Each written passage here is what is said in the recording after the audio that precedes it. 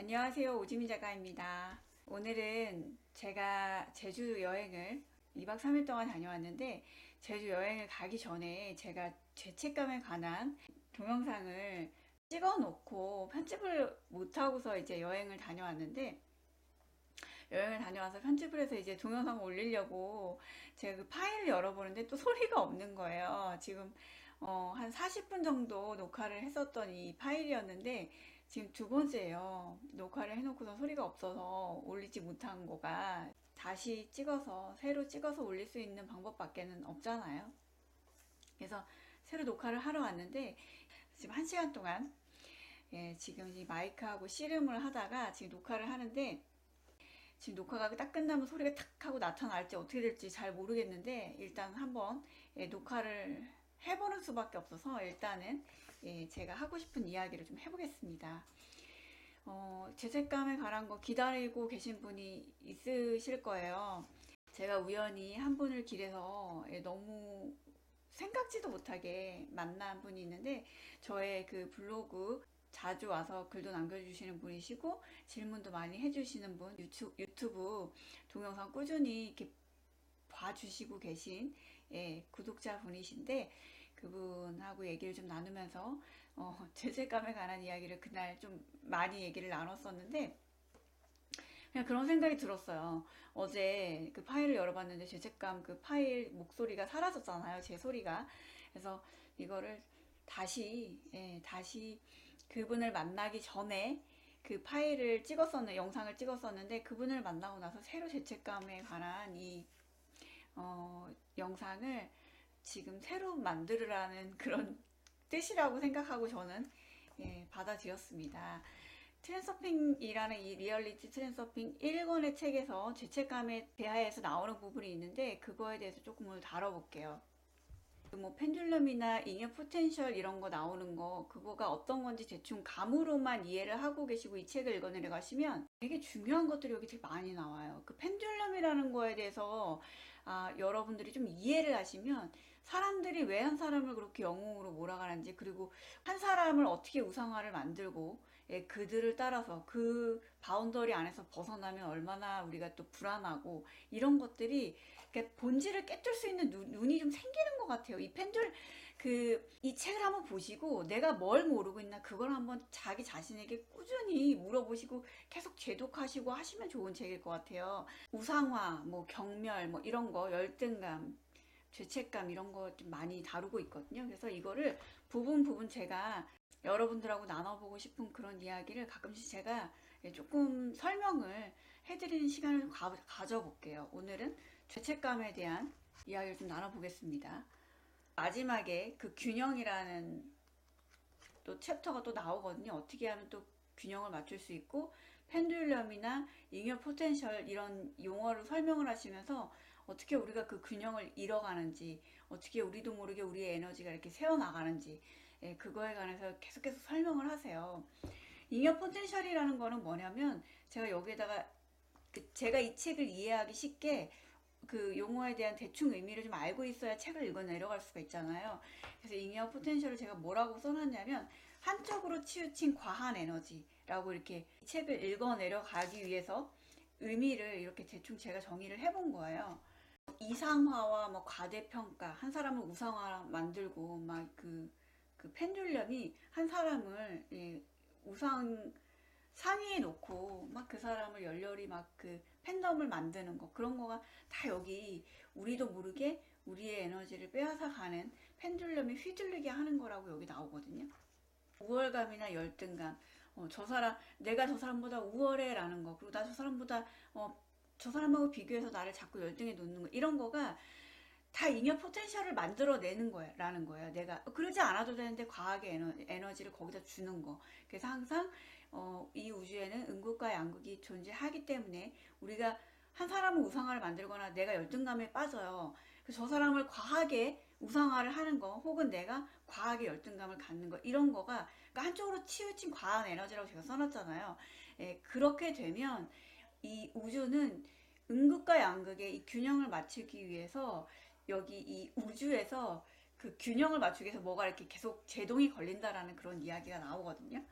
자세한 거 하나씩 구체적인 거 다루면서 제가 조금 더 설명을 나중에 재차 드리는 시간을 가져보고요.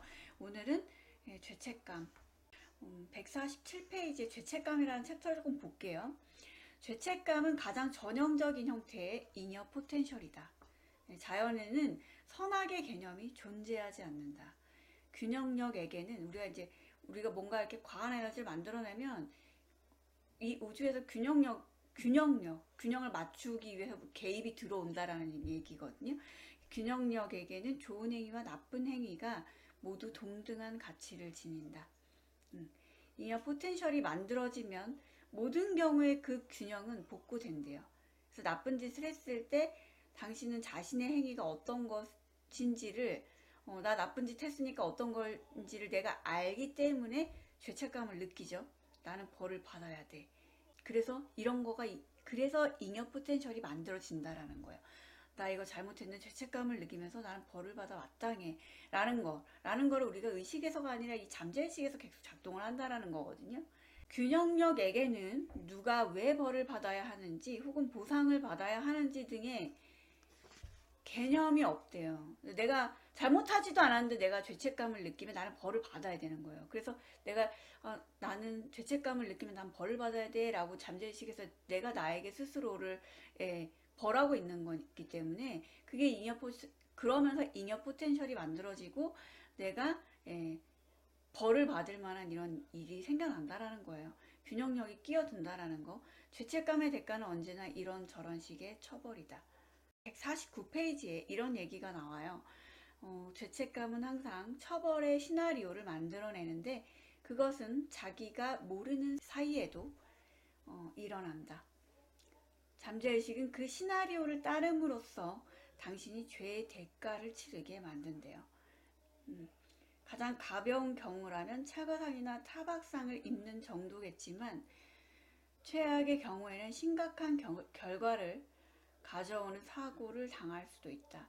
그러니까 이것이 죄책감이 하는 일인 거예요. 그러니까 쉽게 예를 들자면 내가 자꾸 죄책감을 느끼는 거를 되게 습으로 가져오는 타입이에요. 제가 그런 전형적인 사람이면 저는 항상 죄책감을 내가 계속 느낄 일만 만들어낸다라는 거예요. 그거를 운이 나빠서 그런 일이 일어나는 게 아니라 내가 그런 일을 계속 끌어당기고 있다라는 얘기거든요.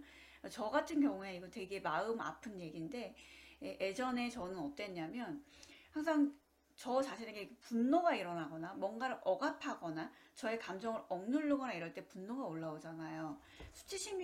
수치심과 분노가 동시에 올라오죠. 누군가 나를 통제하려고 들면 그거에 내가 내 생각엔 그러니까 나의 영혼은 그렇게 느끼지 않는데 예를 들면 내가 그거에 동조를 하거나 아니면 그 사람이 하는 이런 나를 억압하려고 하는 거에 내가 거기에 내 힘을 내어 주었을 때 나 같은 경우에는 어때요? 수치심과 분노가 동시에 일어날 거 아니에요.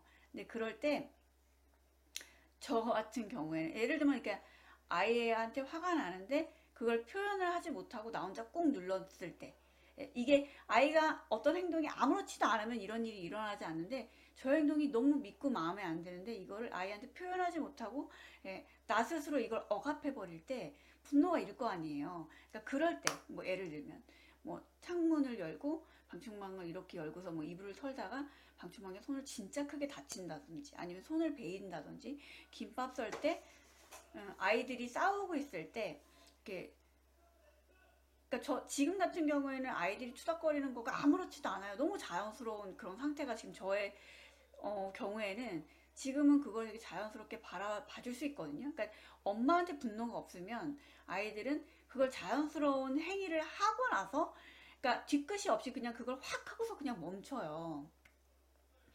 아이들이 잘하는데 싸움이 없을 수는 없잖아요. 근데 지금은 그런 상태인데 그래서 아이들이 싸우고 투닥거리는 거에 에너지가 전혀 가지 않아요, 제가. 근데 예전에는 그런 거가 굉장히 에너지가 많이 쏠리면 싸우지 말라고 했잖아 이런 거 있잖아요.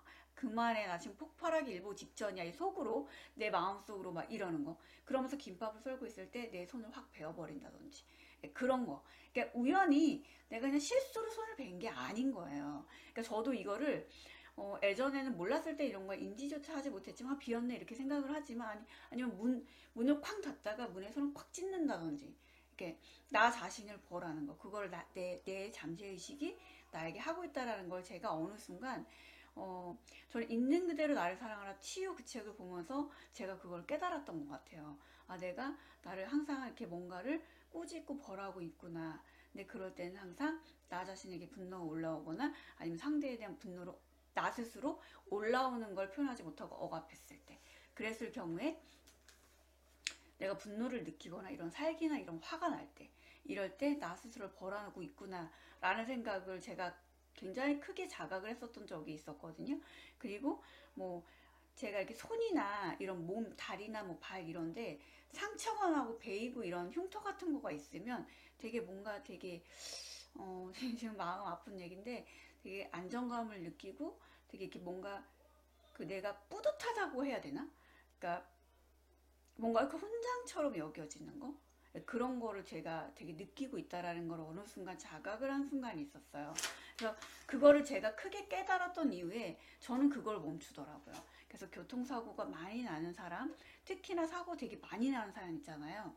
제가 겨울에 그냥 정차하고 있는 뒤에서 택시 기사분이 제 차를 확 이렇게 박은 적이 있는데 그분이 내려서 뭐라고 하셨냐면 저를 좀 봐달라 한 번만 봐달라고 저에게 막 사정을 하시면서 제가 이 개인 택시 여행 그러니까 택시 회사에 들어갔는데 지금 이번 주에만 3번 넘게 사고를 냈다라는 거예요. 그래서 좀 이해가 안 되잖아요. 너무 말이 안 되는데 이걸 아저씨가 거짓말 하시는 건가? 막 봐달라고 그냥 없는 말 지어내시는 건가? 이렇게 얘기하면서 그래서 저 지금 잘리기 일보 직전이라고 막 그렇게 얘기하시는데 근데 그런 거 사고 많이 나는 거 그런 분이 유난히 있거든요. 근데 그런 것도 운이 없어서가 아니라 나 자신이 이런 거를 혹시나 끌어당길 수 있다라는 그런 가능성이 있다라는 얘기예요.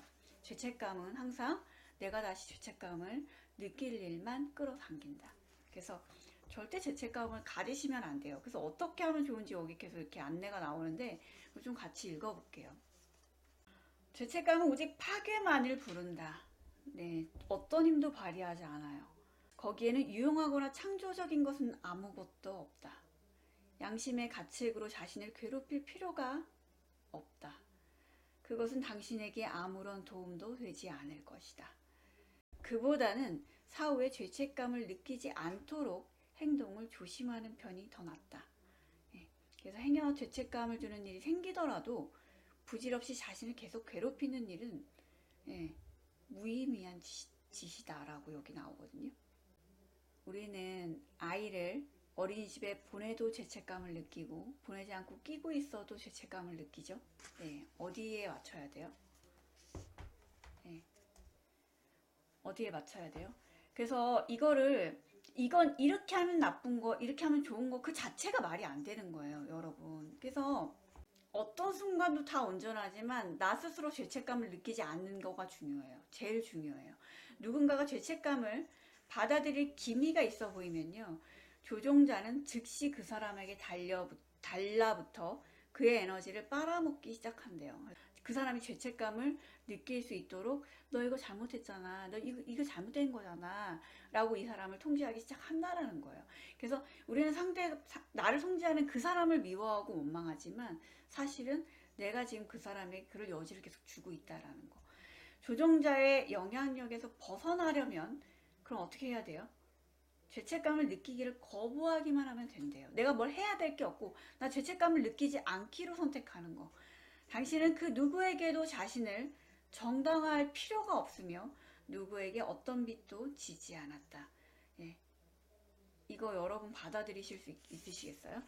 이게 죄책감을 느끼지 않겠어. 나 이제 더 이상 나를 핥히거나 나 스스로를 못 살게 구는 거 하지 않겠어. 여태까지는 잠재의식에서 나의 에고에서 계속 잘 작동된 이 죄책감을 항상 느끼고 힘들었지만 나 더 이상 내가 의식에서 아는 이상 더 이상 에고의 휘둘림에 노란하지 않겠어 라고 선택하시는 거.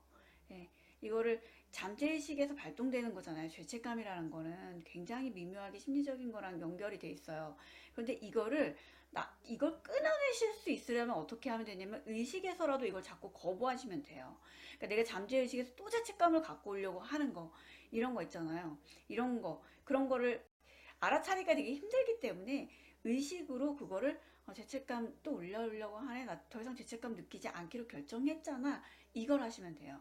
그러니까 선택을 하지 못하는 게 잘못됐을 경우에 내가 죄책감을 또 가져올까봐 어떤 선택도 하지 못하고 자꾸 남편한테 미루고 이런 결정권 같은 걸 상대에게 자꾸 넘겨주는 거거든요. 음. 죄책감은 열등감 콤플렉스의 첫째 원인이 된다. 어떤 일에서 열등감을 느낀다면 이는 자신을 다른 사람과 비교하는 데서 생기는 것이다. 그쵸? 나를 비교해 놓고 그냥 나를 열등해 내가 놓는 거예요. 당신이 자신을 심판하는 재판관이 되는 심리 과정이 시작된다. 그러나 언뜻 보기에는 당신이 재판관인 것처럼 보일 테지만 실제로는 전혀 다른 일이 일어나고 있대요. 어떤 거냐면 그 죄에 대해서 내가 처벌받는 거를 동의한다라는 거야. 나 스스로. 자신을 다른 사람들과 비교할 때 당신은 그들에게 당신보다 우월할 수 있는 권리를 내주고 있는 것이다. 내가 비교하는 순간 저 사람이 나보다 우위에 놓일 수 있는 그 권리를 계속 내주고 있다라는 거예요. 다 어디에서 일어나는 거예요? 나의 내면에서 일어나는 거예요. 그래서 상대를 비난하거나 상대를 탓할 필요가 전혀 없다라는 거예요. 나의 에너지를 봐가면서 상대가 나에게 오는 거기 때문에. 그래서 지금 내가 이렇게 죄책감, 저 사람 상대가 나를 조종할 만큼 내가 그 길을, 이 에너지를 다 내어줬구나 라고 또 자책을 하시면 안 되고요. 어떤 걸 하시면 되냐면 우리가 내 스스로 애써갖고 상황을 바꿀 수 있는 건 어떤 것도 없어요. 왜냐하면 우리 의식이 제한적이기 때문에 더 많은 걸 알지 못하기 때문에 우리가 지금 그러고 있는 거잖아요. 그래서 뭔가를 하려고 애쓰지 마시고 나를 결과 또 내 탓이구나, 내가 원인이구나 라고 나 스스로 자책하지 마시고 어떻게 하시면 되냐면 죄책감을 느끼기를 거부하시고 그냥 권리를 되찾으시면 돼요. 그냥 그거는 어디서 애써서 가져올 거가 아니라 그냥 내가 선택하면 되는 거거든요. 당신이 스스로 그 권리를 양도한다는 점을 명심하라. 그래서 상대에게 그 사람을 미워할 필요도, 이 상황을 만든 그럴 필요가 없다라는 거예요. 그래서 그렇다고 또 나 자신에게 비난이랑 화살을 돌리라는 얘기가 아니라 상황을 깨어있는 그 시선으로 바라보고 그러기를 멈추겠어 라고 선택하는 거. 그렇게 생각한 것은 당신이다. 당신은 다른 사람들의 이름을 빌려 자신을 심판하는 재판관이 되기로 한 것이다. 그러면 물론 그대로 된다. 즉 사람들이 당신을 심판하기 시작할 것이다. 나를 갖고 자꾸 왈가왈부하고 나에 대해서 얘기하고 그러는 거예요. 당신이 자신을 심판대에 올려놓았기 때문에 말이다. 그래서 어떻게 하면 되냐? 어떻게 하면 돼요? 잘 들어보세요, 여러분. 자신의 본 모습 그대로 존재할 수 있는 권리를 되찾으라. 그리고 피고석에서 의연히 일어나라. 그냥 뭘 할 게 없는 거예요. 그냥 피고석에 그냥 내가 일어나면 되는 거예요. 내가 그냥 누구에게나 주어진 내 권리를 그냥 다시 내가 가져오면 돼요. 선택하는 거. 당신이 스스로 죄책감을 느끼지 않는다면 아무도 감히 당신을 심판하러 들지 않을 것이다. 오직 당신이 선한 뜻으로 자신의 재판관과 배심원이 될 권리를 다른 사람에게 넘겨주고 있는 것이다. 여기 악한 뜻은 하나도 없어요. 악한 뜻으로 내가 저 사람에게 뭔가 내 권리를 내어주는 것도 없고 오직 선한 뜻, 자신을 되돌아보시면 악한 뜻은 의도는 하나도 없어요. 특히나 이런 분들은, 죄책감 많이 느끼는 분들은 선한 뜻이에요. 선한 뜻. 그 밑에 있는 기저에 계속 내려가 보면 선한 뜻이라는 거예요. 제가 동그라미를 쳐놓고 막 별표를 쳐놨는데 너무 마음 아프잖아요. 짠하잖아요. 나는 그냥 선한 뜻인데 모든 권리와 이런 선택권을 남들에게 그냥 넘겨주고 있었다라는 거 알아차리시면 의식으로 그걸 멈추시면 돼요. 그래서 이 순간 나로 존재할 수 있게 나의 선택을 그냥 온전히 존중할 수 있도록 그걸 여러분이 허락하세요. 아이를 어린이집에 보냈는데 죄책감을 느끼고, 그래서 애를 데리고 있는데 또 죄책감을 느껴요. 그러면 누가 제일 마음 아파해요? 아이가 제일 마음 아파해요. 그래서 상대는 아이는 엄마의 그 에너지를 보고 아이가 계속 그 행위와 말투 뭐 이런 걸로 계속 비춰주고 있는 거거든요. 그래서 그냥 아이를 차라리 보내놓고 나 마음 편하게 내 시간을 보내던지 나의 자기 개발하고 내면 돌아보는 이런 작업 많은 거 하셔야 되잖아요. 그런 일을 하시던지 아니면 아이 데리고 있으면서 그 선택을 하세요. 나 자신을 계속 물어보세요. 내가 어떤 걸 원하는지. 그래서 아이를 내 선택에 대해서는 어떤 선택도 잘못된 선택은 없어요, 여러분. 우주의 입장에서 보면 잘못하고 그런 선택이 없는 거예요. 모든 게 다 온전해요. 제가 말씀드렸잖아요. 내가 모르고 있기 때문에 그게 안 되는 거잖아요. 시아버님이 나에게 나의 육아관, 남편이 뭐 나의 육아관을 뭐 이렇게 지적하면서 자꾸 이렇게 반대 의견을 막 제시하면서 서로 트러블이 일어나는 거. 이런 거를 상황을 자꾸 되돌리고 싶어서 우리가 안간힘을 쓰는데 우리가 애쓰면서 달라질 거는 어떤 것도 없어요. 그냥 내가 그냥 선택하는 거. 내가 어떤 삶을 살고 싶은가 그것만 생각하세요. 그래서 내가 하나의 딱 결정을 내렸으면 뒤도 돌아보지 말고 모든 선택은 옳아요. 모든 결정은 옳아요. 뒤돌아보면 잘못된 선택은 하나도 없어요. 나 자신을 비난하거나 죄책감을 가져오는 거 그걸 멈추시기 시작하시면 나 자신을 믿기 시작하시면 어떤 선택도 잘못된 건 없다. 죄책감은 여기 제가 말씀 읽어드렸잖아요. 아무짝에도 쓸모없는 거예요. 나 자신을 자꾸 과거로 지나간 걸로 계속 발목을 잡을 뿐이지 죄책감을 또 가져오려고 할 때 또 죄책감을 느끼려고 하는 내가 있구나 라는 걸 알아보시고 놓아버리시고 그냥 차라리 좋은 쪽으로 어떻게 생각을 전환하시냐면 다음에 이런 순간이 찾아올 때 조금 더 결정이 빨라질 거야. 다음에 이런 순간이 찾아오면 조금 더 사과가 빨라질 거야. 라고 여기 어떤 거가 나오냐면 죄책감을 느낄 때 차라리 용서를 빌고 잘못했다고 사과하라고 여기 나와요. 제가 다음에 또 기회 되면 그 부분 찾아서 또 읽어드릴게요. 나 자신하고 조금씩 친해지는 그 작업을 하시는 거가 이런 거에 하나하나의 선택이 모여서 나 스스로를 용서하고 나 자신하고 가까워지는 그런 그 길에 점점 가까워지는 거예요, 여러분. 그래서 오늘 제가 아침에 꿈을 꾼데 되게 강력한 꿈을 꿨었는데 제 머리에서 제 내면에서 아주 강하게 울려 퍼진 메시지는 뭐였냐면 지나간 거에 미련을 두지 말고 내가 어떤 삶을 원하는지 내가 어떤 삶을 살기를 원하는지 그거에만 초점을 맞춰 라고 저의 이 내면에서 목소리가 정말 강하게 얘기를 해줬었거든요. 저의 깨어나기 직전에 그 잠재의식에서 아주 강하게 저에게 얘기했던 거. 근데 그게 어떤 거냐면 제가 꿈을 꾸면서 아주 되게 힘겹게 살아온 저와 같은 그런 삶을 살아온 한 사람을 보면서 제가 그 사람에게 되게 진심 어리고 정말 저의 모든 걸 다해서 제가 충고를 그렇게 하더라고요. 그래서 그건 저 스스로에게 하는 메시지이기도 하고 내가 어떤 삶을 살고 싶은지 나 어떤 방향으로 나아가고 싶은지 그거에만 초점을 맞추시는 게 가장 중요해요. 그래서 오늘도 한 30분 동안 제가 얘기를 했는데 소리가 어떻게 될지 모르겠지만 한번 편집을 해보도록 하겠습니다, 여러분. 이번 주에 제가 부산에 또 1박으로 가야 될 그 강연 때문에 일정이 있고 그래서 또 다음에 언제 찾아올지 모르겠지만 최대한 자주 올 수 있도록 제가 또 노력을 해볼게요, 여러분. 감사합니다. 오늘도 들어주셔서 영상 도움 되셨으면 구독, 좋아요, 그리고 알림 설정도 많이 부탁드릴게요. 다음 시간에 또 만나요, 여러분. 감사합니다.